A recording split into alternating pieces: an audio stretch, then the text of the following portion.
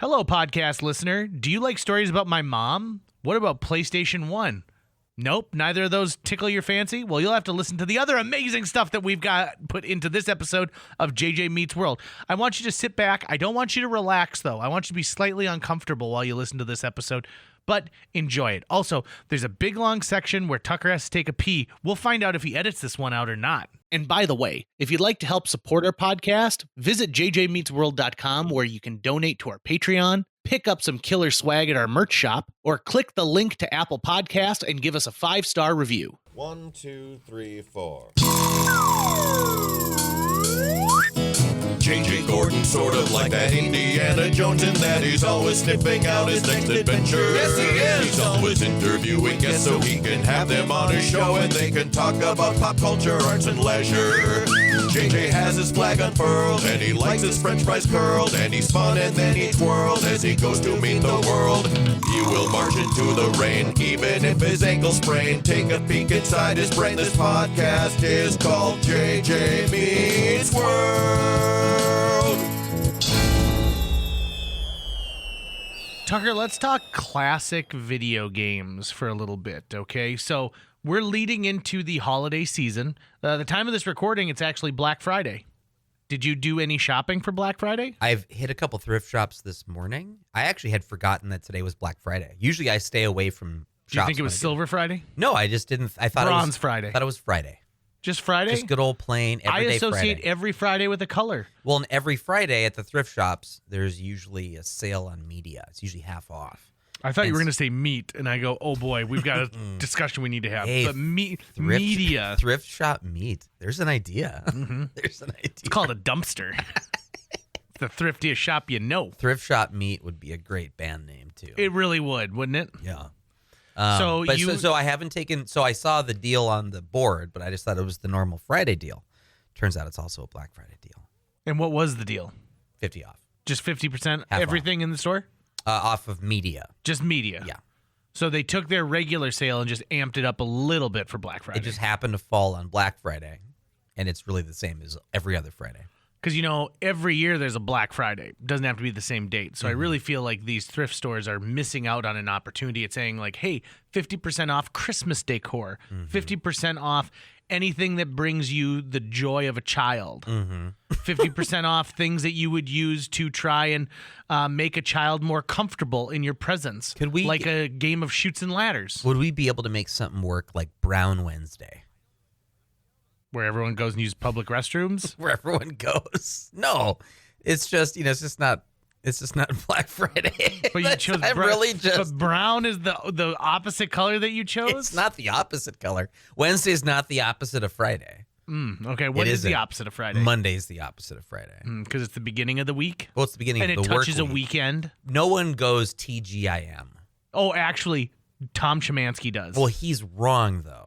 And what he does is he goes, Tagim, 3 days, or Tadum, 3 days until Monday. Because Monday's his favorite day of the week. What is his justification for that? Oh, I think he likes people, and so he gets to see the most people during the week, and so it's the beginning of this chance for him to see people. Like he goes and puts himself in storage. I see the most people on Mondays.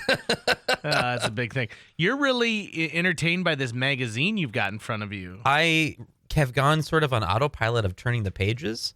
I thought on the cover, I thought it was Al Pacino. I thought it was Johnny Cash. Oh, out of the corner of my eye, it's Al Pacino. Yeah, it is a very Johnny Cash looking Al Pacino. I don't know why we have the New York Times magazine. How old is Al Pacino? I guarantee you, some of your DJs just get their content from there. Oh, just pick it up and But I don't know. Look on the back. Look, because we don't have a subscription here to the New York Times. Oh, I see what you're saying. So yeah. someone brought this in from the wild. Right. And I don't know if you've noticed, but in the men's room, someone brings in their subscription to Rolling Stone magazine. And so there's a good collection of 5-6-year-old Rolling Stones. I pretend I'm a thoroughbred who has blinders on whenever I go into that bathroom. Speaking of horses, there was today on 19th Avenue North, and then they turned onto University heading south. Santa and Mrs. Claus in a horse-drawn sled with a row of 6 cars behind them with their blinkers on just to slow down traffic. Was it an elf funeral? It looked like a funeral, except with Santa and Mrs. Claus at the front. And they were waving to everyone as though they were in a parade, but everyone was just trying to get to, McDonald's or a thrift shop or to get gas and all those things. Okay, so just if anyone wants to know what the hat trick is for Tucker, it's McDonald's, a thrift store, and then getting gas, because those are the 3 things he associates with going outside other than just going to work, which is fine. One of them is a chore that you have to do. Okay, here's an interesting fact for you. This is from horseillustrated.com. I kid you not. Most states allow horses and horse-drawn vehicles on roadways except where signage specifically forbids it. Wow. So- it's like a U-turn. It is like a U-turn, right? Or like no turn on red, no horse and buggy here. But so they were well within their rights, I guess, to be on these major thoroughfares in the metro area. I'm not questioning the legality. I am.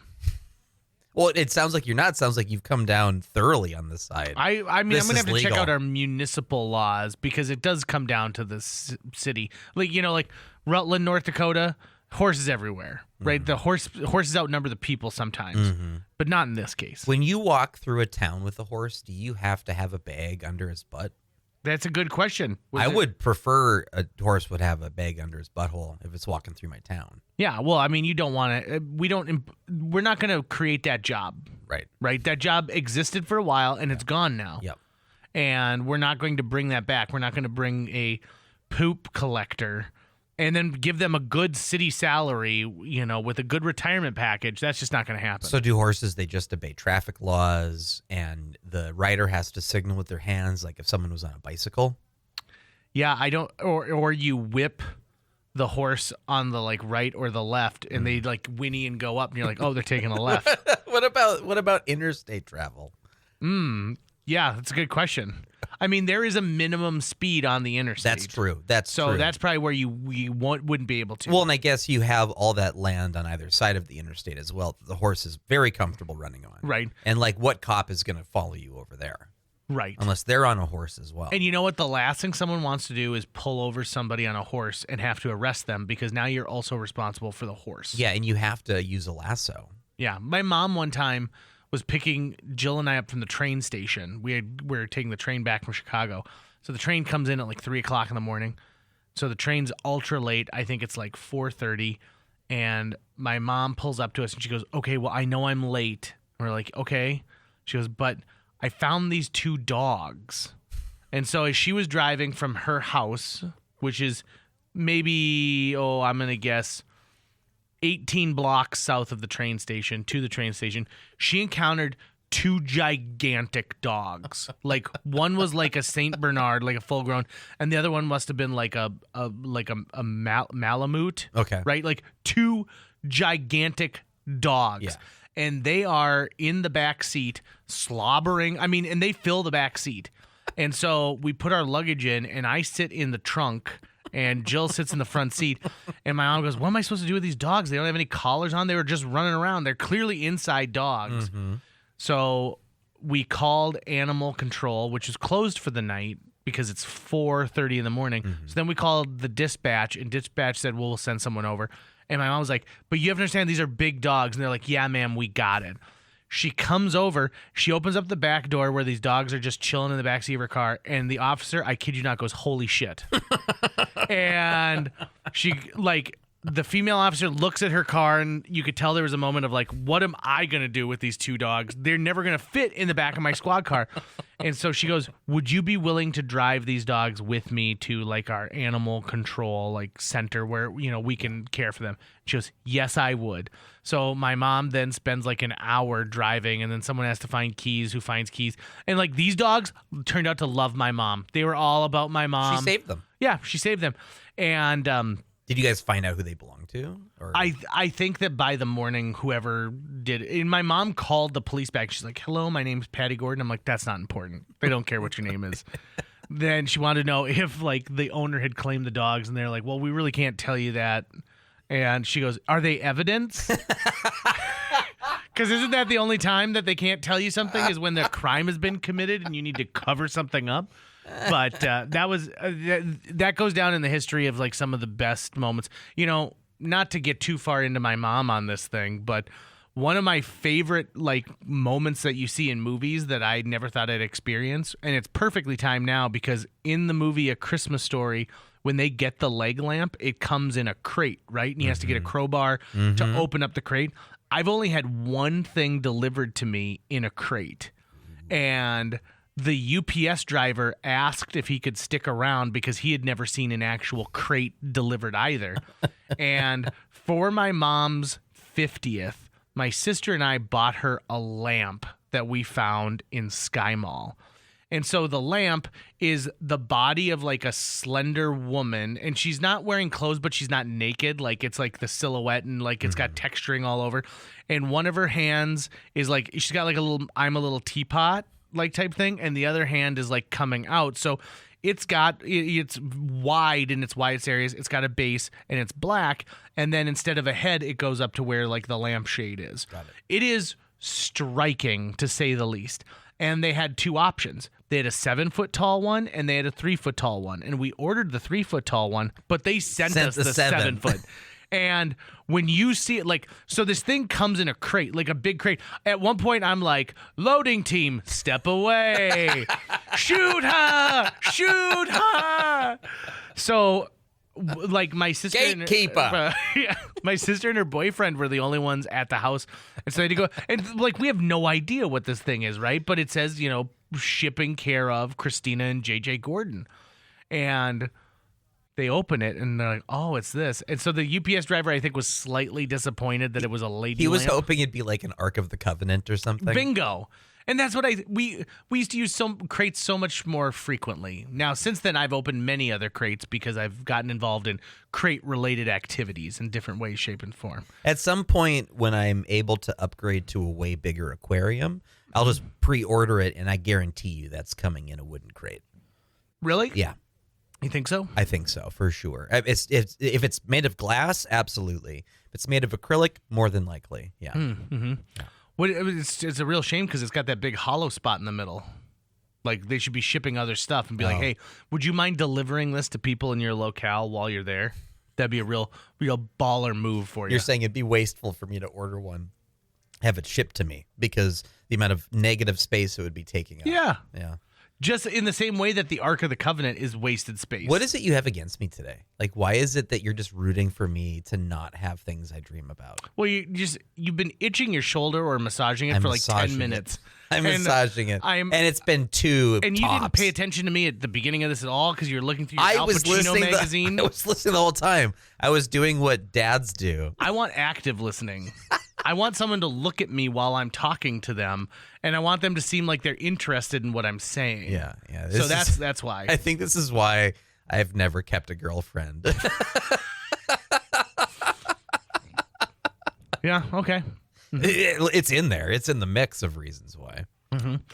I'm on about 1 million Reddit threads, right? I love Reddit. I really love Reddit. I mean, there's some real horrible places you can go on Reddit, but there's some places that are just a ton of fun. For example, I spotted on the VHS Reddit page that you had posted a picture of your shelves, and you got like a lot of love. Mm-hmm. And then you had the people who were like, why do you have so many copies of Jurassic Park? I've posted updates on that so many times, like as I was building that, and I would always get people ask the Jurassic Park question. So when I redo those shelves again, I think I'm going to just create an FAQ that I'm going to post immediately as the top comment and go, by the way, if you have any of these questions, you can just read this here. One of the pages that I follow is the Fargo page. Yeah. Right? That's where all the hot goss is. It really is. It is the water cooler of our community.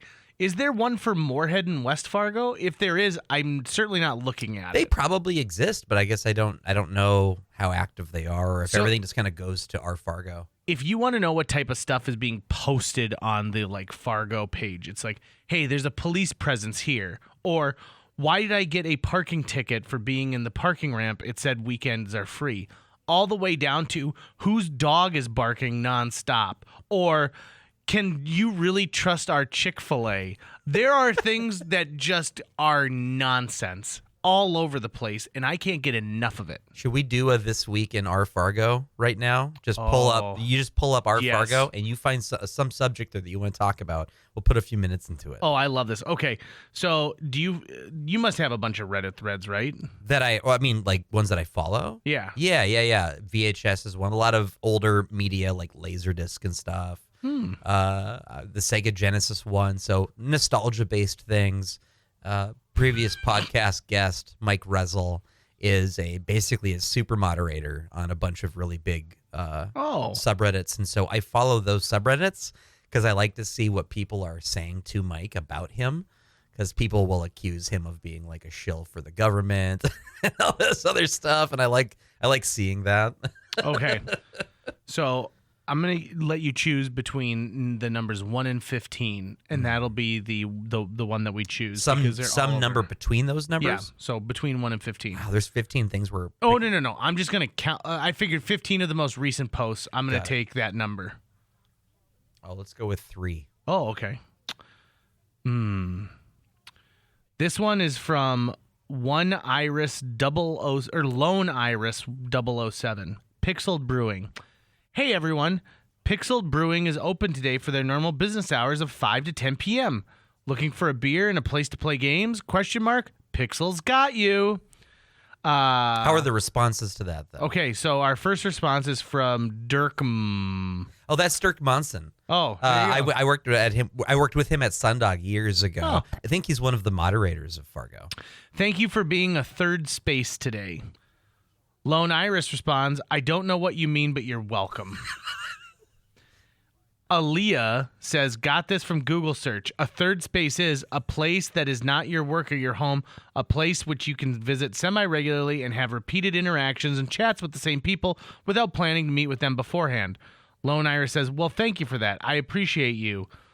Then Chief Yaku says, third space is a brewery in Wisconsin. Irish Rose DKM then comes back, and this was only 1 minute ago. Open Black Friday, parentheses, today, 2? Question mark? Well, this one doesn't go off the rails quite as much as that one do, but like That was tame, but hey, that's a good one for this week in our Fargo. it got voted up. It's 85 votes up. Okay. So that's an interesting fact for it. They don't show you how many downvotes, do they? Or do they show you how many downvotes? They don't show how many downvotes, only the upvotes. I get kind of upset when I make a post and then I see that there was someone out there who downvoted it. And it would have just been like, hey, look what this movie I found at a thrift shop. I guess the fact that it picked that number was one about Pixeled, which is an arcade bar in town, kind of dovetails into us talking about older video games. Yeah, it's a really nice transition. I actually haven't been there before. What's it like there? Is it You all haven't been to arcade? Pixel? Is it all arcade style, or do they have consoles you can play too? They've got consoles you can play. They also have some of the modern multiplayer arcades that have come out, but it's really a trip down nostalgia lane, right? So we went there for a friend's birthday and we beat Turtles in Time, the arcade version of Turtles in Time. Here's an interesting question for you, and maybe you know the answer to this. Why is the Super Nintendo version of Turtles in Time different than the Turtles in Time arcade? Arcade is better hardware. So It's a completely different motherboard. But it's different characters too in some cases. because they have to port it. So it's not like they can just drag and drop like the game from one to the other. The motherboard in the arcade cabinet, which would have been made first, is designed just to play that one game in that cabinet, right? It's not designed to play any other games. And it's on a big motherboard that's probably the size of like a record, like a vinyl record. So they got to take that game and then put it into a cartridge that's not nearly as large on a processor that's going to be probably weaker. And so if you actually go out and buy, I have the compilation for the Switch of all the classic Turtles the games. Cowabunga collection. Yeah, and so you can play both of those and just kind of even do a side by side. The animations are more robust in the arcade version. The sound quality is a bit better. So that's really just it, is that they had to, it's just a totally different piece of hardware that it has to play on. So they have to kind of shrink it down in sort of a way. If you even look at games between the Super Nintendo and the Sega Genesis, they didn't do Turtles in Time, but they did the Hyperstone Heist. And if you look at Hyperstone Heist on the Sega Genesis and Turtles in Time on the Super Nintendo, you can even tell, I think the Sega's working with maybe less of a color palette, but better music, right? Or it's just total. It's you can kind of see side by side that these really are very different systems. So even like when they had Mortal Kombat, they had to make separate ports. They had to make separate versions of the game that would play on different consoles. Mortal Kombat, for those people like who never played that original version, was interesting because they used an actual life model and then superimpose it in there, which later on gets done with Donkey Kong Country, where they use these like stop motion pieces. Is that like, what they to be did? Part of it, yeah. Oh, okay. I always thought that they had generated everything three-dimensionally, but couldn't animate it necessarily the same way. So if you look at some of like the background, like the bosses and background creatures, like so Donkey Kong is done as a 3D model. Okay. But then these other parts are not. Interesting. And which gives it a very unique kind of timeless look to it. Yeah. I remember playing that game for the first time and thinking this is a step forward in video games. It was a big step forward, right? Recently I decided like, so the Nintendo Switch, we've talked about how much we love it. You're almost on a year of owning the Switch. Exactly, just about, yeah. Did you ever get the virtual, or not the virtual, but like the Super Nintendo game collection? Like it's like a subscription thing within the Switch? Yeah, I did that. I don't think I have it active right now. That was how I was playing Super Punch-Out, my favorite Super Nintendo game, after Final Fantasy 3. My sister... And like I'm waiting for, I can't believe the watch battery that is in our actual copy of Super Punch-Out has not gone dead yet, because her high score is still saved in it. I kid you not. And she beat Gabby J, the first guy, in 4 seconds. I want to put my name on the leaderboard on your cartridge. Do you? I fucking do, real bad. I didn't really realize that you had that. Now I know that's risky. It's your family cartridge, but still, I want to come over sometime, and I want to see how close I can get to Chrissy's record. Sure. I'm also going to tell you this, too, that, like, I did not have a lot of friends. I played that a lot, and I also wanted to beat my sister's score. You're going to be hard-pressed. I bet I will. Oh, I bet I will. I should get multiple passes at it. Definitely. In one night. Oh, absolutely. Like, just one night, but multiple passes. Because you're going to have to you're going to have to play it with the, SNES controller and all of that kind of good stuff. Let's record a podcast while I do it and see if I can beat go. Chrissy's score. I always wanted to know, like, how did Gabby J even make it on there? Gabby J, for those of you who don't know, looks like an old janitor at an elementary school who is boxing. And he, honestly, this is his beginning. It was Gabby J. Yay! And like he get mad at you with his old man mustache. I'm trying to think. Actually, my father-in-law looks just like Gabby. Yeah, J. he does. Oh my god. Holy shit. My father-in-law also looks like Dr. Wily from Mega Man. Shit, what were we just saying? Oh, I'm trying to remember what the name for it is that gets used, but I think it's a jobber. I think that's the name in boxing, where if there's an up and coming, like a rising star in the boxing world, they need to find people who will fight him. And so they'll find these aged boxers who still have their license, who can get a license, and who are going to get just creamed. And so there's almost like sacrificial lambs that go up, because a young boxer needs people to fight to pad their resume of wins, right? And so I've always kind of thought that that's what Gabby J is the first one. Is he's a retired boxer who doesn't really beat anyone, but he's the first fight you can get as an amateur, because they're not going to put you up against someone who they know is going to destroy you. Because then it's Bear Hugger. Bear Hugger. Womp womp. And then I think it's Piston Hurricane. No, isn't Piston Hurricane in the second round? I don't think so. I think Piston Hurricane is after Bear Hugger. I think Piston Hurricane's in the second round. Because the second round is the Irish guy who has the same but reverse of the same move. I'm almost positive Piston Hurricane is in the first round. I'm amazed that, like, can you imagine being at Nintendo and being like, listen, we want to do another Punch-Out. This game was wildly successful. And then it's Bull. We have to get rid of the Mike Tyson brand on this. Because, I mean, don't forget, the first Punch-Out was Mike Tyson's Punch-Out. Well, and then they also released that game again on the Nintendo without his name on it. Yeah. But, like, anyone who is anyone had the Mike Tyson version of Punch-Out. Like, Mike, that's what anyone who mattered. Yeah, right? Anyone who, like, knew what they were doing. Like, come on, man. I want to make sure that I'm not misremembering the first round. I want to see if it says it on Wikipedia. I like how the Irish guy's got that rat tail too. Like the game design on some of these characters is really Racist. Well, I was gonna say is like really thought to be like, hey, listen, what can we do to identify this person in a minute? Like the clown that you fight, who's just bear hugger, but like as a clown. But way harder. Yeah. Something the clown. What's his name? Oh shoot, I can't remember. But he was the one who, for the longest time when I was a kid, I couldn't get past. It took a while for me to get past him. I always had problems with the guy who spits. Is it Captain Macho or something like that? He's the lucha, or he's the Mexican wrestler. Yep. And the way he'd spit, like it just grossed me out to begin with. That he's spitting in my eye and like making it so I can't fight. And is Bald Bull the only one who makes because he's in Punch Out, right? Yeah. He's in the original. The only Punch-Out. character? I think Mr. Sandman was as well. Okay. And Super Macho Man. I think all three of those characters were in the original. I could 100% be wrong. I think we're coming up on. I just got to get through all of this. Didn't they just have a Wikipedia page for this? They I could have walked you through it, but it didn't have like the full breakdown of who is it you're fighting in what order. Okay. No, that's Bob Charlie. That's the major circuit. I got to get to the right circuit. Anyways, this is too long. This is now I'm really invested in it. Masked Muscle. God, this is gonna be the most boring podcast ever. I'm watching Tucker. Watching me scroll. I'm watching through Tucker a fact. scroll through what's Okay, going I'm on. getting close. Okay, Getting close. Okay. minor circuit, right? God damn it.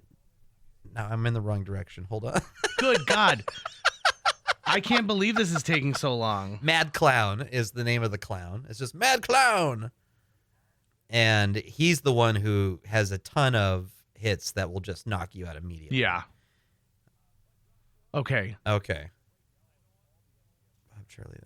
Okay, here we go. So, Bald Bull, and before him, I mean, it goes Gabby J, Bear Hugger, Piston Hurricane. I was Bald right. Bull, Bob Charlie, Dragon Chan, Masked Muscle, Sandman. Look at that. I was Aaron right. Ryan, Heike Kagero, Piston Mad Hurricane. Clown, Super Macho Man, and then the special circuit. Special Circuit is where you really get effed up. Narcissus Prince. I don't know why I Corey censored Quarlow, myself just now. Rick Bruiser, and then Nick Bruiser. Yeah, the Bruiser Brothers. And I love that you're still Little Mac. You know, you're like, Little Mac, I'm gonna fight because I'm a little guy. I also think that, to me, like, Punch Out's one of those games that just is, it's Punch Out had to walk so that like Wii Sports could run. Right? Yeah, but it still holds up.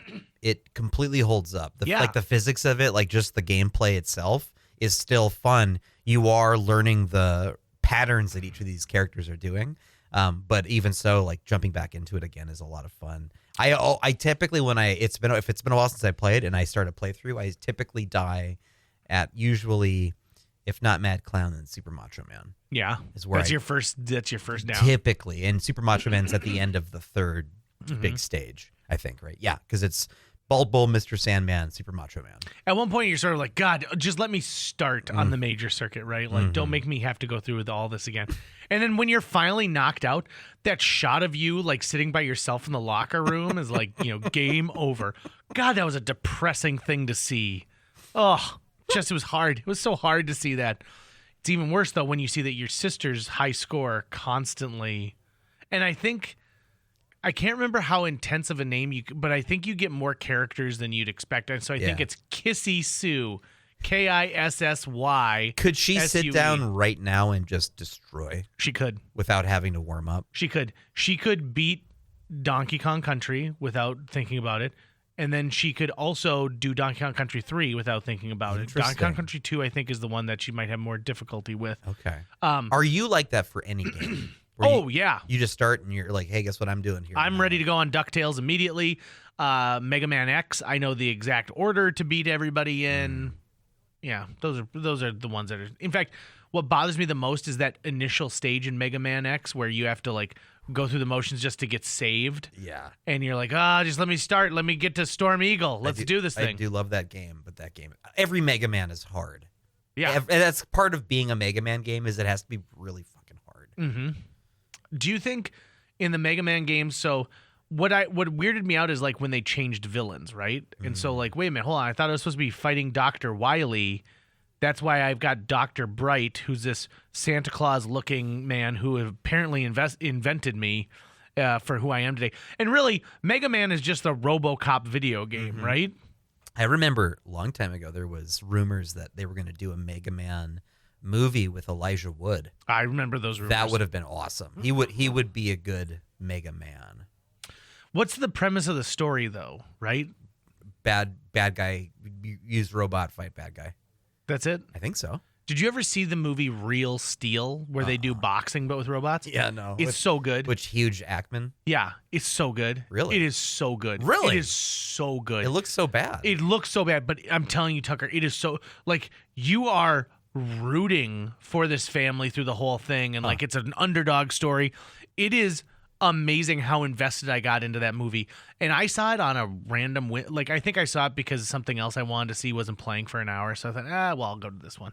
Oh my god. I mean, so much so it's part of my home library. I was going to ask, do you have it on 4K Blu-ray? I don't have it on 4K yet. In fact, I don't think it's on 4K yet. Okay.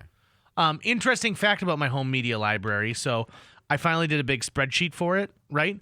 And so my spreadsheet includes, do I have it on Blu-ray? Do I have it on 4K? Nice. Do I have it on digital? And then what format on digital? And then is this a special edition of any kind? Because I love the Shout Factory. I love Criterion, those things. And so I will have like I've got 2 editions of Popeye, right? One is the Blu-ray and the other one is the Blu-ray Shout Factory version that has extra features and things like that. Right. My digital library is interesting because I've gotten to the point of where like I've purchased things in different places and most of the time it bleeds over amongst each other, but it doesn't always. So for example, the movie Fun Size, okay? Fun Size was a movie that was made by Nickelodeon, whose parent company is Paramount, owned by Viacom. So they didn't have a streaming service, so they teamed up with Universal to have this. Universal's, I think their thing was called like Violet or something, like Ultraviolet or something. Yeah, I remember Ultraviolet shuts down, and they said, so we're essentially going to give this to you. It's going to port over to this thing called Movies Anywhere. Well, I can only find it in Movies Anywhere versus things I've purchased in Movies Anywhere or have redeemed a code. Those are available on my Amazon or in my Apple. So it's a real humdinger to find some of this stuff, which is why I finally had to do a spreadsheet. Yeah, physical media, man. It's great. It's really great. It really truly is. I still have yet to buy a 4K player. I have a TV that can handle it, but I don't have a 4K player, and I kind of wonder, should I just get a PS5 with a drive slot on it? That's the way to do it. I mean, there's really no reason to get a 4K player, even if you get a basic one but still good, is going to cost you well over $100. Okay. Like they're not giving those things away for $20. How much are PS5s? So you can get that PS5 with a disc drive now that the Pro is coming out. So if you take one step down, I think that they're like $299. Okay. And like there's so the PS5 is amazing. Like I feel like before I sit down on the couch after I turn it on, it's already up and running, and not like the boot of the PS3, which was like, oh listen, I want to play in 2 days, so I better start it now and get it rocking and rolling. I would want one with the disc drive. Yeah. For sure. Can it play PS4 games? Yeah, it does. I Okay. haven't had any problems with the backwards compatibility. Is it just PS4? Can it do PS3? It did PS3 for me. No shit. That's how I played DuckTales. Yeah. Okay. Because I have a PS3. I have a PS4 and one game on it. PS4 never did anything for me. I did not care for that system. I have a PS3, and I've got a digital copy of the X-Men arcade game and the Simpsons arcade game on there that I bought at the store at the time. Oh my! I believe those have been delisted. And so that's the thing, is that I need to hold on to my PS3 just because of those 2 games that I can play through it. But if I could, well, I bought a PlayStation 1 today, and I'm really excited that I did it. I could have gone and found a PS2, which can play both of those, but I want to have the experience of playing PlayStation 1 games in a PlayStation 1. Yeah. Just because I remember it. You want to be tethered to your TV. Yeah. Right? Yep. Everywhere I go. I want one. We called it a Nintendo chair, but it was the chair that sits on the ground that like is the rocker chair. Video gamer chair. Yeah, it would like crush your fingers. I've been Why did we all think that one. was great? Like, this is what we should be using. I think because it's low to the ground, Yeah. and that made you feel like a kid still. And there's reasons that people chose it, right? I guess at that point too, CRT TVs were probably more often lower to the ground anyways because they're so big and heavy. Yeah. I mean, the height that my TV is at in my living room would have been like 2 fully grown men putting it above their heads. That's just where it's at. Tucker, we got to end this because I'm starving. I don't think I've ever had to end the podcast because I'm hungry, but I am so hungry right now that if I don't eat, I am going to punch you like Al Pacino would for you not reading the article about him in the New York Times Magazine that you found at inside of a movie studio or a radio studio. That's going to wrap it up for today's show. If you enjoyed this episode and would like to help us continue to produce new episodes each week, visit jjmeetsworld.com, where you can donate to our Patreon, pick up some swag at the merch shop, or follow our link to Apple Podcasts and leave us a 5-star review.